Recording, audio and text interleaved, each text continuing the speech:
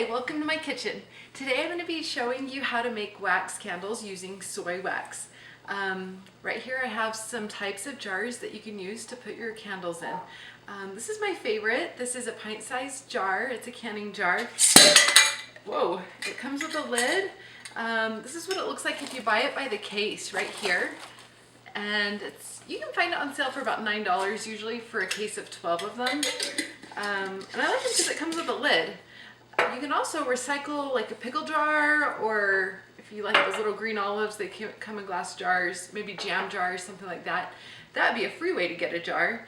I picked this up at the Deseret Industries for $2 and I thought I'd put a candle in there and give it to someone as a gift. Drinking cups make good candles. These little glass candles I got, or glass candle holders I got from IKEA are only, they're 4 for $1. They're just really small. But all these are breakable, and so I started getting these cute little tins, and they're perfect for candles because they have the raised feet on the bottom and a little circle, so it's easy to center your wick in the inside of it.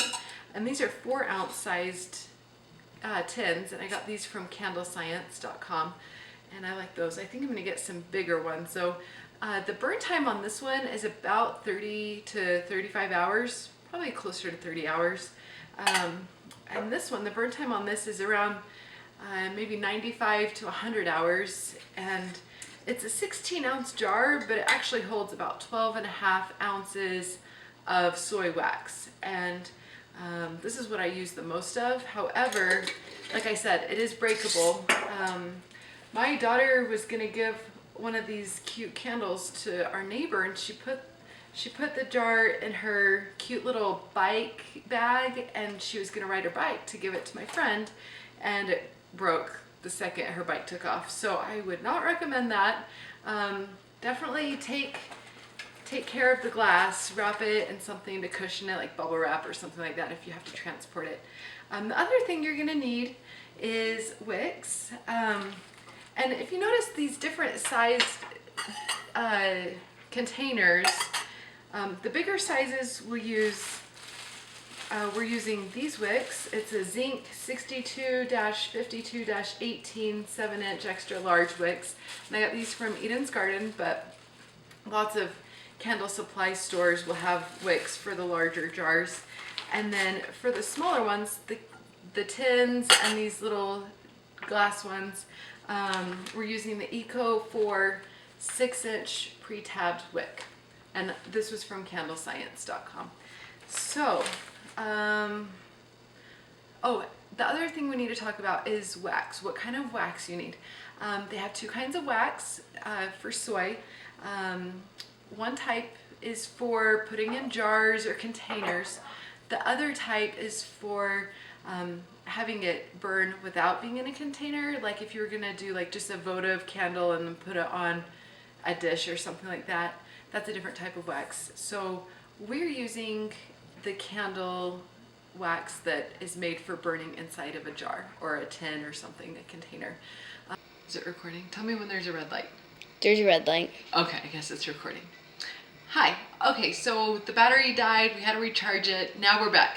I was just telling you how awesome soy wax was. It's clean burning.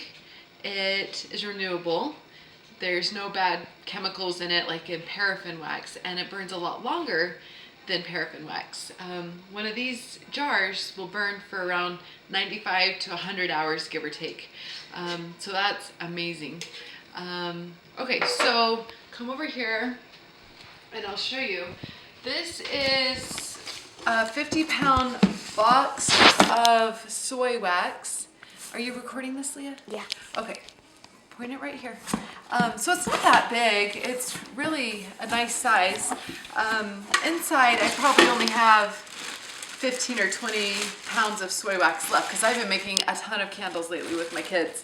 But this is what it looks like inside the box. Can you get a close-up of this? This wax comes in flakes like this, and it's just really easy to work with.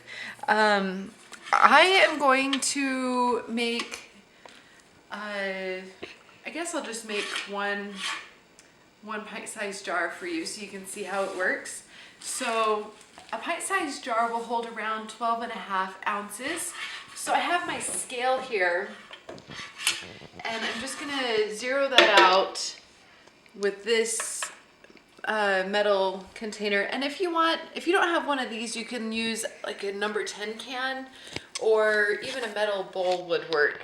So I zeroed that out, and then we just want to fill this up with 12.5 ounces of wax, since that's how much we're just making 1 pint-sized jar. If you wanted to make 2 pint-sized jars, you could fill it up with 25 ounces of wax. If you wanted 4 pint-sized jars, it would be 50 ounces of wax. Okay, there we go. All right.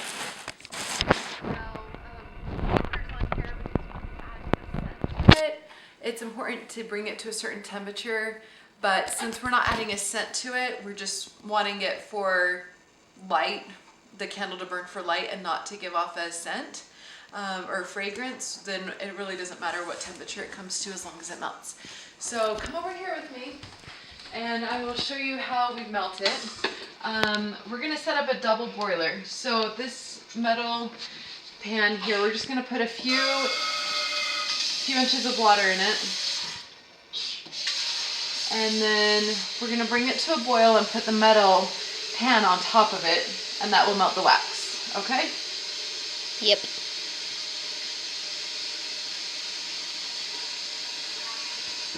Okay, so bring that over here. Hot! Bring it to high, and then set this on top of it. If you don't have stick. Hold on, I'm making a movie, okay? If you don't have one of these and you have a metal bowl, you could put that on top of it and melt it in here. I just really like this because it has this pour spout, and so it's a lot easier to pour into your candles. Okay, so now while that's melting, come with me over here and I will show you how to put the wick in it. So why don't you get over there so you can shoot it this way, okay, sweetheart? Okay, so open this up, and then this jar is like that so you can see it better. Okay, so you're gonna take one of these wicks and kind of straighten it out the best that you can, and then you're gonna get double-sided tape, and you could also use a hot glue gun or some of those. Just regular tape and fold it in half. Yeah, or glue dots if you are maybe into scrapbooking. Maybe you have some of those little glue dots, or hot glue.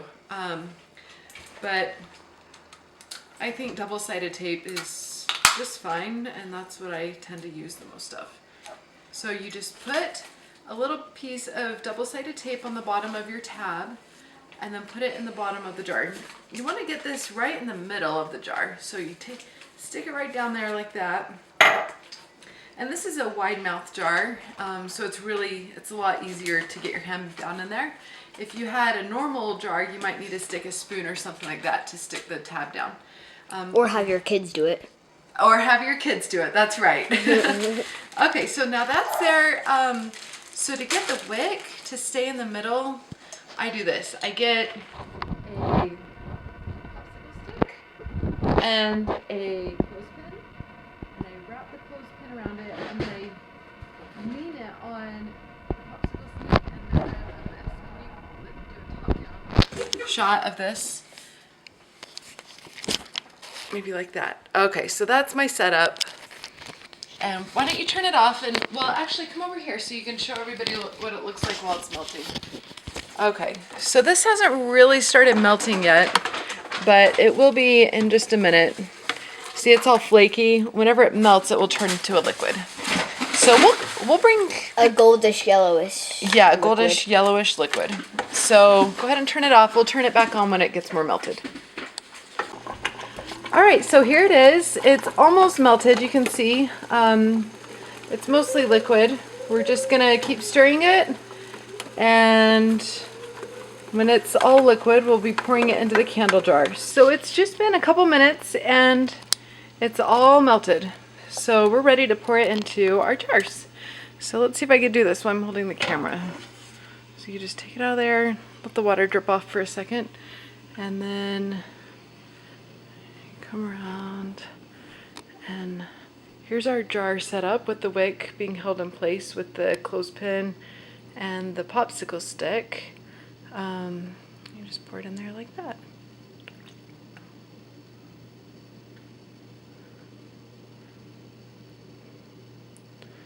So this is what 12.5 ounces of wax looks like. You might be able to get it to hold about 13, but 12.5 is kind of like what I like to do. It just goes up past that bottom fill line. And if I had 2 hands, I would scrape out that wax that's left in there. There's probably a spoonful left in there, but I'm holding the camera, so this is what we'll get today. Let's see if I can focus that a little better. There we go. Okay, so that's our candle, and sometimes when you pour it, this wick here will get a little bit sideways, or it'll just get knocked around a little bit. So you can just kind of adjust it by moving it around like that. So you just want to try and, let me see if I could show you. Just try to make sure that it's as centered as possible. Where's my focus? There we go. Okay, so just like that, you can kind of just move it around and make sure it's in the center before it cools off. Okay, here we are. It's been about an hour and a half or so. I lost track of time, but it's done. It's ready. So what we're going to do now is just take this off like that, and then get our scissors here and cut it. Well, there's not my scissors.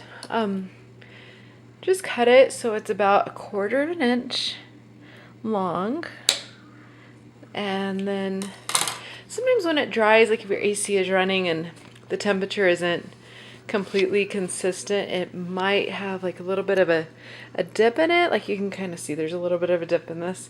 If that bothers you, you can just take your hair dryer and just blow it over at the top, and then it'll remelt enough and make it all smooth and shiny. So that's how you do it. You want to wait about a day before you light this on fire.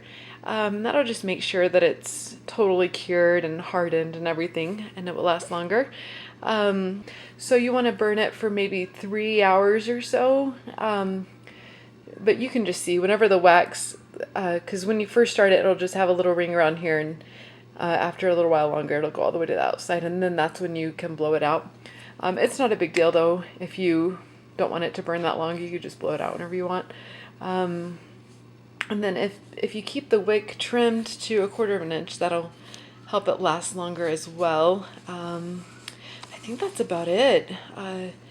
After your wax is all used up, you can just pour yourself another candle in this glass jar and just keep reusing it. So if you have any questions, just let me know. I'll try to help you out. So that's all I've got. Hopefully you guys learned something, and if you have any questions, let me know. Thanks for watching. Bye-bye.